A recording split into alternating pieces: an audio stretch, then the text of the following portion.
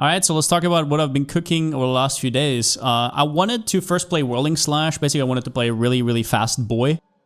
But then I realized that there's actually a lot of new tools for Tempest Flurry running around that can make it extremely fast, as well as, yeah, you don't have to spend mana. So if you don't know, a lot of builds right now, I'm playing Staggering Palm as well. I'll show you in the map later. But, so this is not our only clear. Our main clear is Staggering Palm.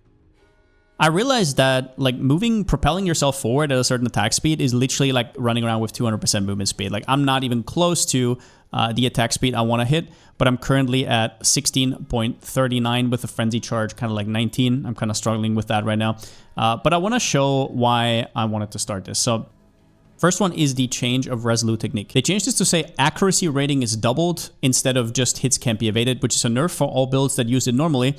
But for builds that scale Falcon Dive and accuracy stacking, that is insane. Currently, it gives me round about 59% more attack speed. Depends on how much accuracy you have, but round about 59% more attack speed. And then heightened accuracy, which is the support that gives 50% more accuracy rating, gives me around about 33% more attack speed. So without those, you can see this is like the end game version that I will get into, but yeah, this literally doubles my attack speed. Now you might say, well, spears have Lacoside. And while it is true, I feel like Tempest Flurry is a lot nicer in terms of smoothness than Whirling because look at this. It's basically like you're moving. It's literally like you're moving. I don't have my life flasks up right now. But so you do this. It's basically just a start where you have a little bit of itching. So the reason why my life is going down so hard is because I'm actually using Atalui's Bloodletting. So this is the second part where I talk about how to fix your mana. There is a Constricting Command. There is Defy 2, which basically absolves all your mana problems. The only problem you have is that, well, Atalui's also gives you infinite recovery. So if you look at my life regen right now, I'll just quickly show you. It's going to show up right here. So at the start, you have to ramp up a little bit. You press your flask 2 times, and then you're going to round about 4k recovery. I can actually go higher, but at 4k, I just kind of said there's no reason to go higher. There's just absolutely no reason. And you can loot in between. Like, don't think it's too stressful. You loot, you keep moving. It's going to keep ramping up. You can even loot again. Boom. It's still way too much. And yes, this can be used on attack builds. I know it has been mostly used by spellcasters, but they're not the only one with huge mana issues. Currently, I would be spending around about 2,000 mana per second. I tried both versions. The reason I really like the non-constricting command version is first up because it lets me use the Undying Hate Jewel, which is the thing that gives me this recovery. Regenerate 1 life per second per 8 life spent in the past 8 seconds, 50% more life cast on skills, and there's only so many jewels where you can actually put this. So here I have it on Vaal Pact to get the keystone. Otherwise, I would have to path all the way here or how it was before up here. It's actually very, very inefficient. And then I'm kind of blocking all the surrounded nodes. And the second reason was that one of the biggest payoffs is Frantic Fighter, which gives me reduced accuracy rating, and movement speed doesn't really do anything. So yes, while these nodes are really, really good, especially because I'm Titan, I actually did both pobs, and I feel like this is a little bit better. Plus, I don't have to worry about leech. I only have to worry about like the ramp up, the 3 to 4 second ramp up. It's a little bit less if you spec into Necromantic Ward and these nodes right here. But yeah, the way I get this much life recovery without having to do anything special, any arcane surge shenanigans, is literally because I'm Titan. I have the 50% increased effect of small passives, and I have like each and every node here is directly on my way. 15%. This is like a Blood Mage's wet dream, right? I can take all of these nodes without any repercussions. So I sacrifice 9 points in total. But I think both of these are totally viable, and you can try out both of them depending on what you like. But yeah, I've been absolutely loving this, and while you're in the map, the regen is just ridiculous. So accuracy stacking, the only payoff you have is Falcon Dive, which gives me per 250 accuracy, gives me 1% attack speed. I'm currently sitting on 73,559 divided by 250. This node currently gives me 294% increased attack speed, and I'm not sacrificing as much as you think because I am kind of tri-attribute stacking. And tri-attribute stacking gives me a ton of things, right? It gives me life from strength, as you can see. I'm still only level 91. I'll be reaching around about 3k life. The intelligence also gives me accuracy if I, for example, anoint finesse, but it does give me accuracy here as well with the new Winter Owl. It also gives me evasion, and then dexterity obviously gives me 6 accuracy per So we're heavily investing into that. Not crazy numbers or anything like that, but pretty respectable. Another reason to not go Constricting Commando is actually one of the new Abyssal Eyes that got introduced. So you can see a pretty normal helmet here, actually pretty bad. You can get up to 1,500 evasion, but it says here a +1 to accuracy rating per 1 item evasion on the helmet. So this stereotype gives me 1,000 accuracy. And yes, you can also put this in the Darkness Enthroned and double it if you want to, but this build is really struggling with resistances, so I felt like it wasn't the right play. Plus, I want to farm up a Headhunter eventually anyways. Now, Hand of Wisdom actually is not that crazy. You can definitely get, if you can get your hand on 3 runes with increased effect of sockets, and then you put in 15% accuracy from Talisman each, that is ridiculous, right? So yeah. So the other reason besides Resolute Technique why I wanted to go for this archetype, this non-crit archetype, because never deal crits is a pretty big downside usually for quarterstaffs, was actually the Dreaming Quarterstaff Base. Dreaming Quarterstaff bases are absurdly cheap right now. I don't know if they will be in the future, but right now nobody wants them because they start at 0 crit.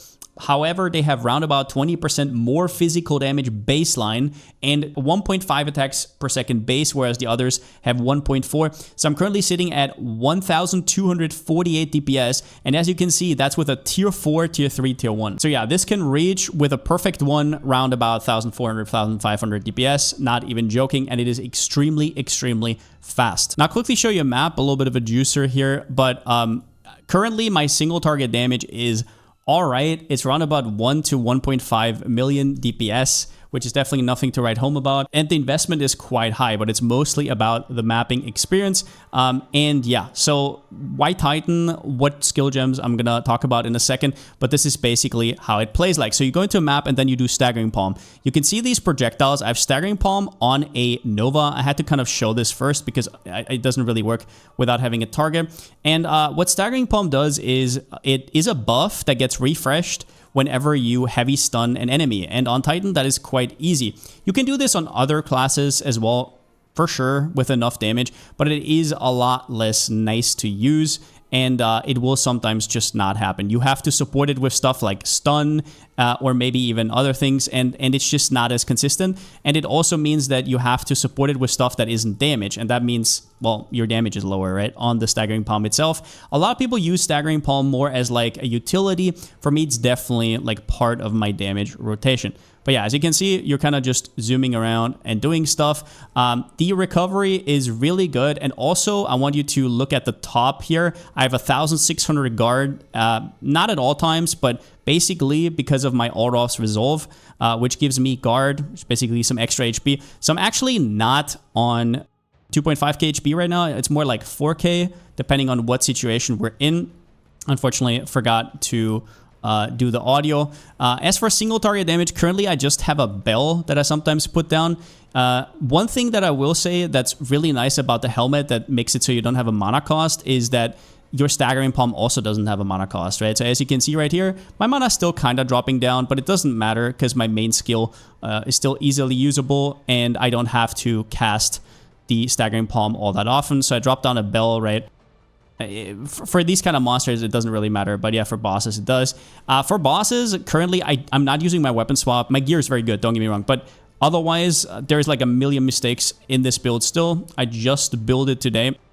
So I'm gonna think about single target. Weapon swap will most likely be some kind of shock application.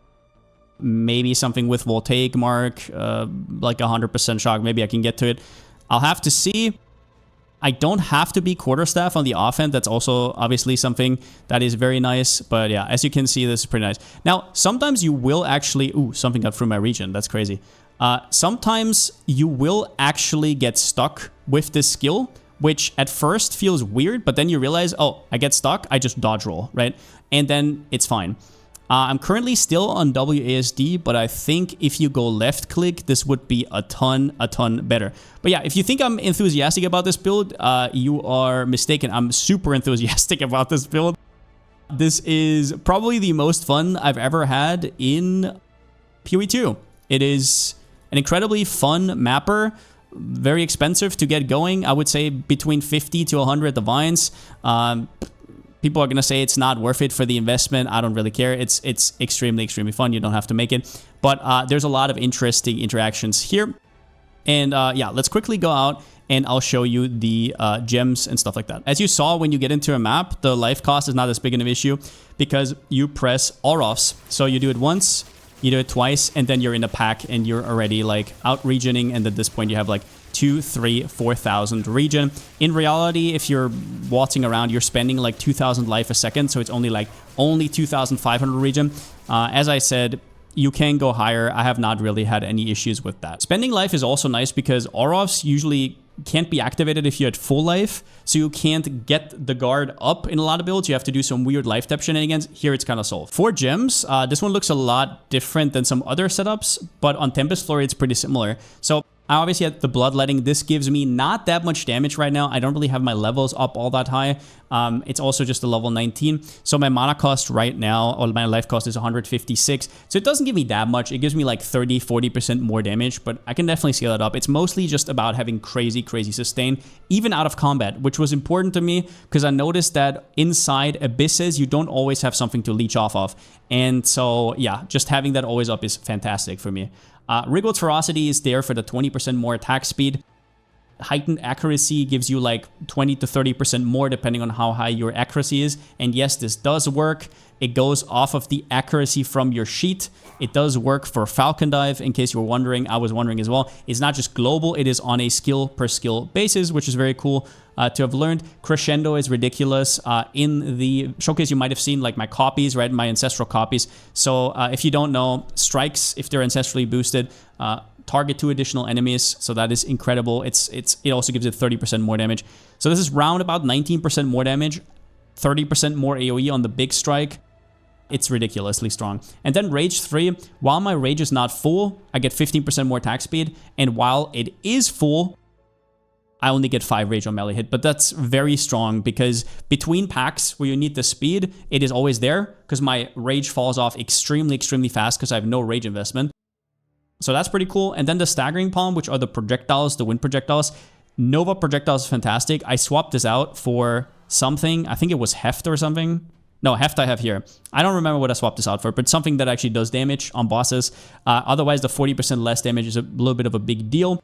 Heft, and I have Ricochet, which is a game changer on this skill. Everybody who's playing Staggering Palm who hasn't tried out Ricochet with the wall chain is missing out big time.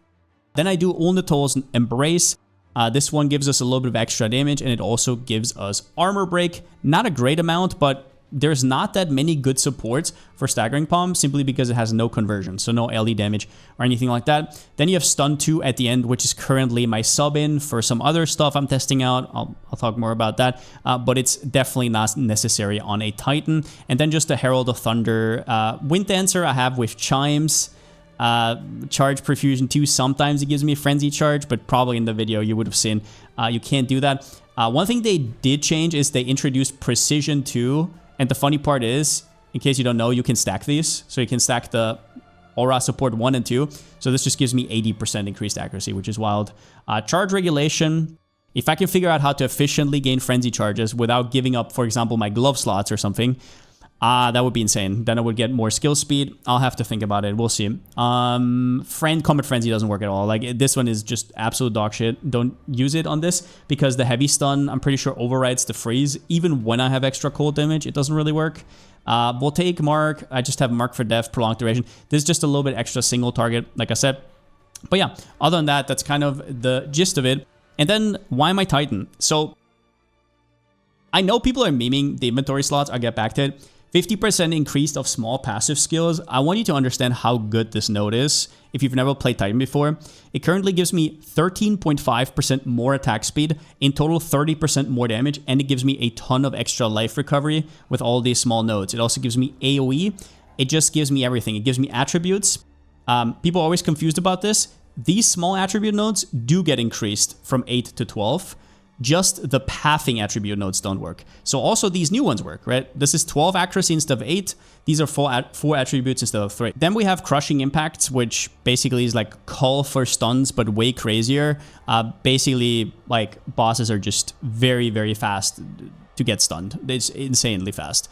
And then Surprising Strength, 50% more damage against heavy stunned enemies, which like I said, you have to set it up to a way where you can actually burst down the boss, which I will hopefully achieve. And so far, I mean, it's enough against map bosses, right? But against big bosses with like 15 to 20 mil DPS, currently it is not. The rotation needs to be a little bit quicker, so I have to work on that. But the mapping is absolutely pristine. Then Hawa is just there as a sub-in for now. It's very strong, don't get me wrong, but there are better alternatives with rare gloves, with the sockets. You can get up to 90% increased accuracy rating from the implicit then. We're not scaling attributes that hard, so even though it looks good, it's not that crazy. Now, on my rings, one is more attribute focused and one is more resistance focused. It's kind of hard to get my resistances and attributes and rarity, because rarity is broken in this game, in case you didn't know. If you don't have it, you're literally, you can put on a clown nose and just like keep going, I guess. So you need to get rarity as much as possible, at least up to like 80 to 100 rarity.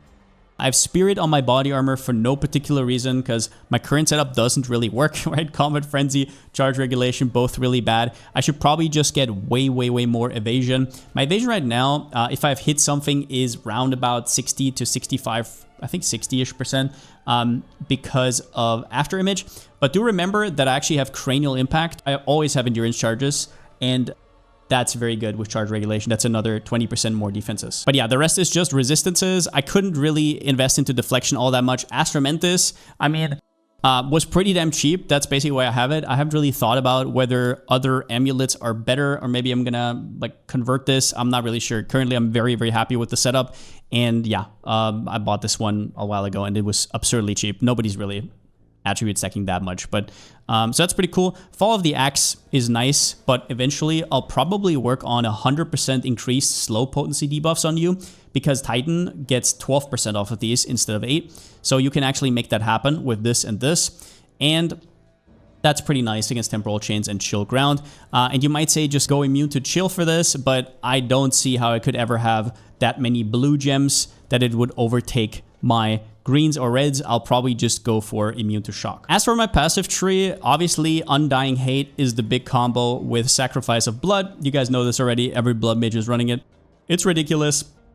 In case you didn't know, there's no breakpoints on this one. You don't have to get 100% and then it goes to 2 and then it does nothing. It actually does commas, which really surprised me. So you can have, I don't know, 1.4, 2.3 of this region. I didn't know that. But yeah, I've tried it out and it does work. Every single node adds something. So yeah, I mean, incredible combo. Other than that, I'm just scaling as much accuracy as I possibly can. These go from 8 to 12% per point, once again, because of Titan. So you don't want to path too far, which is also nice that I could kind of get this one off.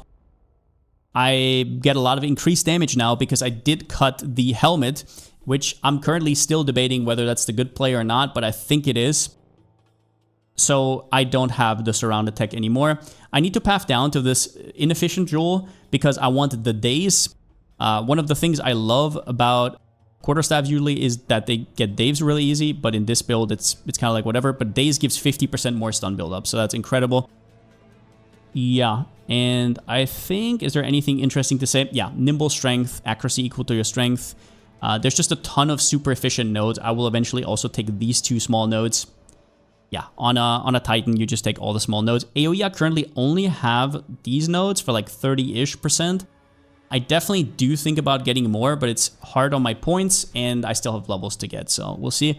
If you're wondering why I'm not taking Honorless or Breaking Blows, it's because melee damage actually doesn't, as far as I know, doesn't work on the projectile part of Staggering Palm, which is quite a bit of my damage while clearing, and I feel like if you're doing Deli, Breach, Beyond, all that stuff, you need to have your damage not just on bosses, right? So that's pretty important. And then I'm just grabbing evasion. I'm really thinking of getting all my res on my gear and getting the deflection on the tree, because with Titan, these are 9% per point, and the res I can't get anywhere. So most likely I'll just fill these out over time. But yeah, I'll leave you with that for now. I have no idea if this build is dog shit, if this build is good. So far it feels amazing. There's still a little bit of clunk going on in there, no questions, but I've been like just having an absolute blast, and I'm just playing all day. So I'm very happy about that. Probably gonna do a build guide on this. I can't see how not, and I'm gonna try to make it a little bit better over the next few days. I did link a planner down below in the description, and it's probably gonna be pinned as well, but just know that there's going to be a million small changes over the next coming days over on twitch.tv/Palsteron if you want to catch me live. But yeah, thanks for watching. And since I still don't have a slogan, see you next time.